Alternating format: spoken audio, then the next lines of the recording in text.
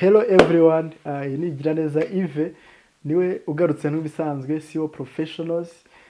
Nk'ibisanzwe nsanzwe mbagezaho training zibafasha by'umwihariko mu ba businessmen and women, by'umwihariko aba network marketers. So I'm so excited kubura namwe kuri uyu munsi nanone.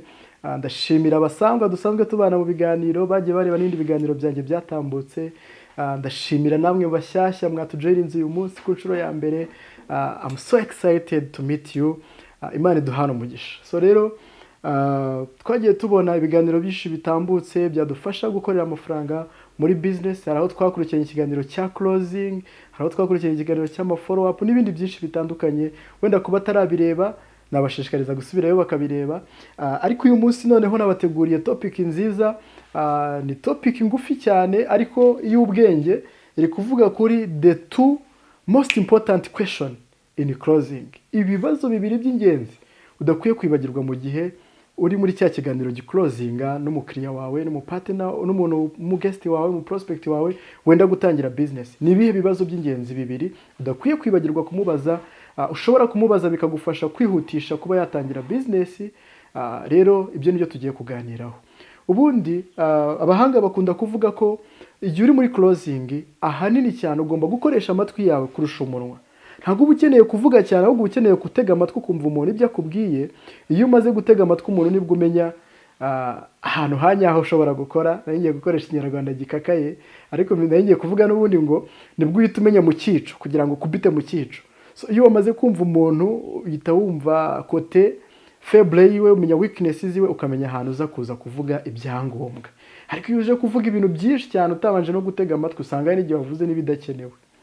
So ikintu navuga rero hano tugiye kumva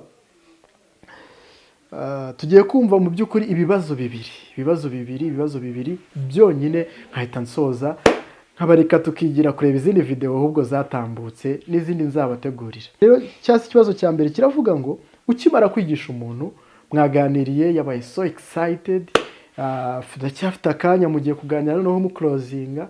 So wamaze kumwigisha kuri product part, umwigisha kuri business part, wamweretse company profile, wamweretse cash flow quadrant, wamweretse free radicals, nyine some component zose za presentation zose yazibonye.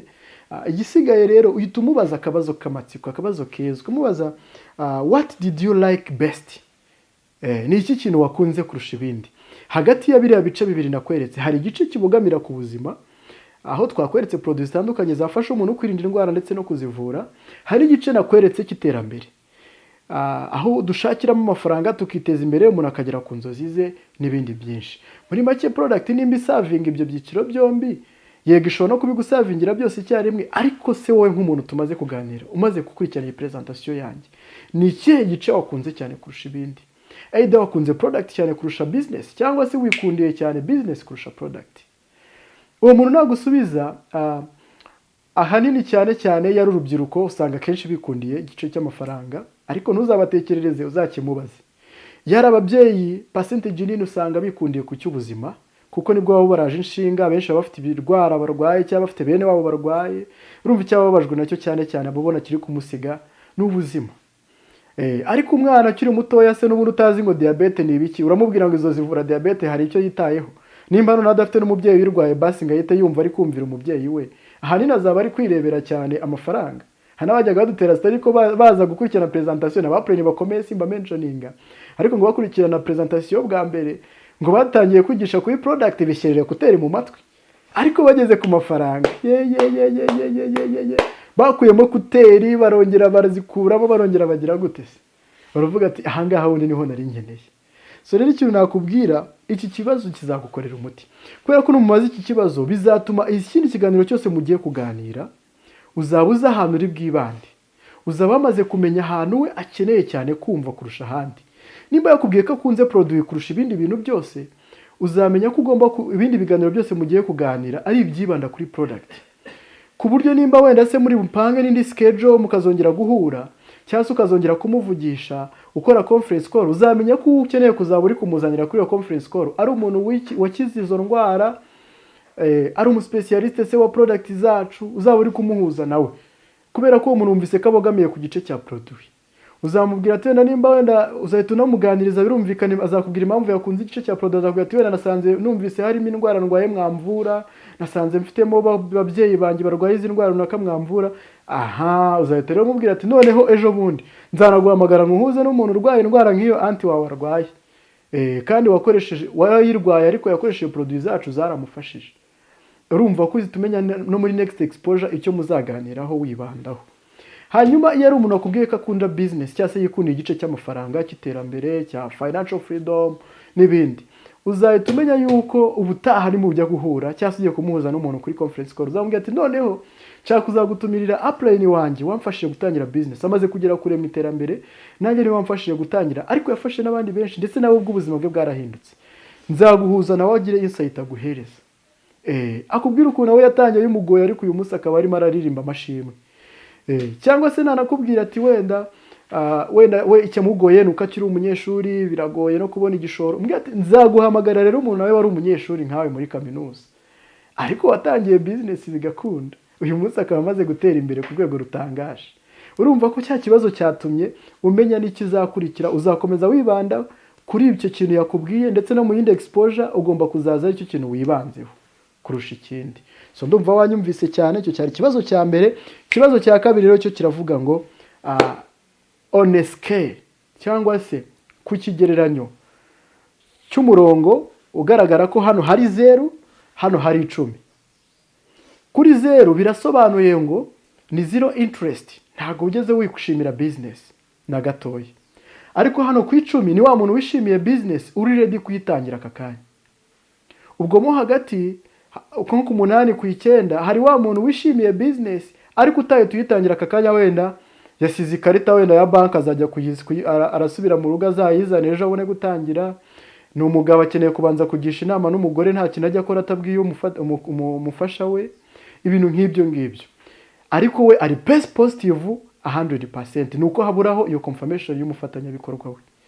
Noneho kuri 5 ni wa muntu uraha ariko kubyumva ariko ntanabyumva neza, wenda se yabikunze ariko nta gishoro habe n'ijana afite, wenda se afite icyo gishoro ariko ntago ari kubyumva neza.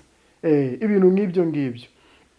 Undi muntu nanone uri kuri 1 gutyo, no muntu utari no kubyumva nta n'igishoro afite, ariko kuri 0 ho ni zero interest.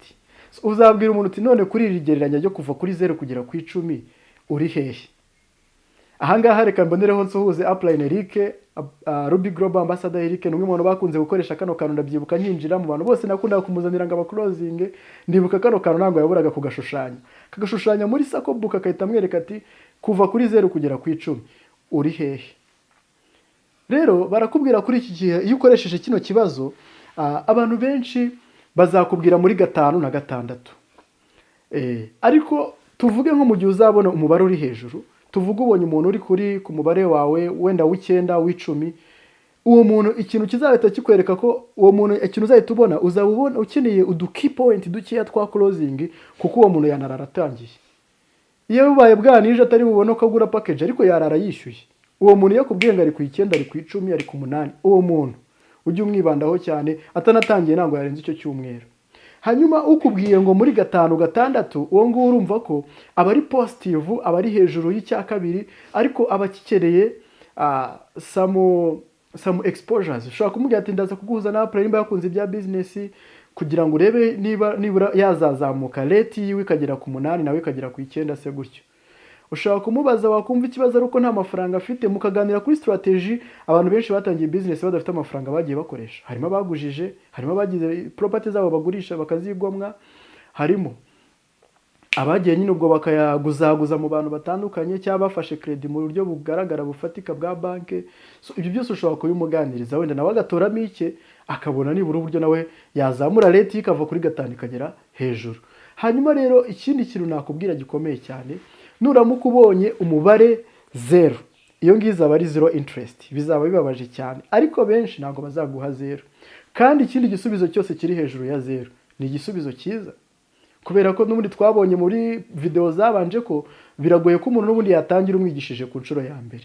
Rero birashoboka ko yanakubwira ko ari kuri 1 cyangwa ari kuri 2, wenda Eden harabyumva neza, akeneye kuzongera ukamutumira mu yindi presentation kugira ngo abyumve neza rate yiwe izamuke. either ntago arahura wenda we wamwigishije neza aranabyumva ariko ari kukubona nk'umuntu ugitangira, ntago urakorera ku mafaranga. Hakeneye guhura n'umuntu wayakoreyeho bifatika, ufite proof, kugira ngo rate yiwe izamuke. Rero urumva iyo wabonye umubare wose uri hejuru ya rimwe, biba bikwereka ko there is some interest uwo muntu yagize. Biba bifite icyizere ko rero wagenda ureba utundi tuntu ukoraho mu gusettinga next exposure n'ibindi bitandukanye, bikaba byazamufasha kuba yazamuka rate yikiyongera. Ariko iyo mukiri kumwe aho ngaho yakubwiye rate isa nk'iri hasi, ushobora no kumubaza se ni ikihe kintu nagufasha cyatuma rate yawe izamuka? Ese hari ibibazo wumva ufite wambaza wenda utasobanukiwe mbigusubize? Hari imbogamizi uri kwibazaho ngufashe kuba wazikemura kugira ngo rate yawe nawe izamuke utangire business? Ubwo iyo ubona atagusubije ibintu bibafasha kugera ku mwanzuro uziguye, usettinga next exposure, mukazongera mugabifatira ikindi gihe, mukazongera mukabifatira indi time, mukabiganiraho rate yiwe ikaba yazamuka. So hanyuma rero ikindi kintu nakubwira, notabene cyangwa se noneho ikibazo udakeneye kubaza. Hari abantu bakora amakosa bakabaza iki kibazo. Hari igihe abantu bakora nk'ikosa bakabaza nk'umuntu ngo usanga umuntu arakubajije ngo urabyumva gute? Yamaze kumwigisha business, ahise amubaza ngo none uri kubyumva gute? Ngise ngo wabibonye gute? Ibintu byacu wabibonye gute? Cyangwa nawe mutumiye muri presentation, noneho ikirangira kwa kuri mujya kwicara mu dusako, ugatangira umubaza ati bro wabibonye gute se? Aho ngaho ubukoze mistake. Ahanini nubaza umuntu ngo wabibonye gute, ngo urabyumva gute, azakubwira ati rero mfite kubanza nkajya kubitekerezaho nkazakubwira. Cyangwa azakubwira ati nabonye ari sawa nta ribi. Ariko se mu by'ukuri urumva icyo cyaguhereza réponse finale yuko umuntu yatangira business cyangwa se wenda yigiye azatangirira. Ibyo rero ni amakosa, kuko abenshi noneho nimba bazakubwira ngo bagiye kugenda bitekerezaho, bazakubwira ngomba kugenda nkagira abo mbibazaho, nkabanza nkagisha inama, nkazakubwira. Byanga bikunda uwo muntu nagenda ko kavuga ngazakubwira, ushobora kuzategereza imyaka n'imyaka atarakubwira. Wajya umuhamagara ahubwo akaba yanibaza se uyu muntu ari kunyishyuza hari deni rye mfite, kuko ntago mwaganire ngo mugere closing nziza muhana. Ashobora kuzakubwira ati ndacyabitekerezaho, reka ndacyakora n'amarisearch, hari n'undi muntu nshaka kubanza kuzabaza kandi ntiturahura. Urumva rero aho ngaho wabikoze nabi. Ariko ukimubaza bya bibazo bibiri navuze hejuru, wamubaje ati niki wakunze kurusha ibindi, yakubwiye nimba ari product cyangwa ari business. Then nimba ari no kuri product nakari kuri business, wahise nabwo namubaza ati okay wakunze kuri product, kuri business nako, ukagenda ugira utundi tuntu ukomeza kumwenteresa tujyanye na business. We nawe umwereka before and after z'abantu benshi bahinduye ubuzima, abari abanyeshuri baguza amamodoka n'amazu, abari biki n'ibiki, batangiye bagujije, batangiye nta n'amashuri bize, bakaba bariteje imbere. Nyine ugenda uganisha gukomeza kumwenteresa kuri business. Ariko noneho hakagera igihe uhita unamwereka ya scale, cya kigereranyo yagereranywa byo kuvuga kuva kuri 0 kugera ku 10, wowe uri kubona uri kuwuhe mubare? Ku 10 uri kuwuhe mubare? Akubwiye wenda umubare ariho, urumva byanga byakunda aho ngaho muba muri kuganisha ku buryo yanatangira business, kuruta uko wakoresha cya kibazo kibaza ngo urabyumva ute cyangwa urabibona gute. So nizere kutazongera gukora amakosa yo kubaza umuntu uko abyumva cyangwa se uko abibona, ahubwo ugiye kujya umubaza ibibazo byiza biri professionnel, bigufasha kubona umusaruro mwiza, bigufasha kwita ubona sign up vuba, bigufasha kubona umukiriya vuba. Nzishimira kubona munyandikira muri comment box ko aya makosa mwayakosoye bikaba biri kubaho umusaruro. So thank you so much. Twandikire muri comment box tubwire ibindi bintu wumva ushaka twazabaganirizaho, twandikire utubwire ikigufashije muri iyi training se, kandi by'umwihariko nimba uri umushyashya hano ntiwibagirwe gukora subscribe kugira ngo tujye tubana mu bindi biganiro, ninzajya mbisohora ujye ubibona mu bambere. Hanyuma nimba uri n'umusangwa nawe, ndagusaba inkunga yo gusharinga kino kiganiro.